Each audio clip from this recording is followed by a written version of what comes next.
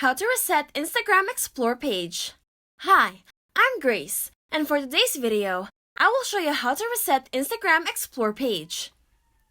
Before we get started, if you are new to our channel, please make sure to hit like and subscribe to be updated for our new releases.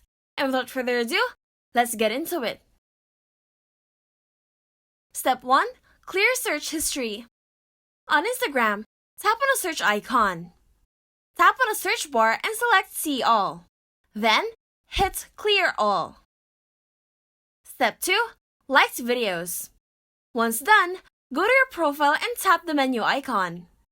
Afterwards, hit Your Activity, go to Likes, and then like all of the videos that you liked in there. And that's it!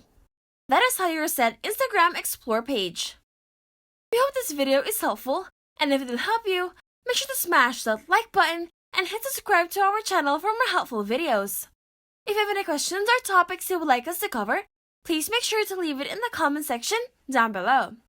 Thank you for watching!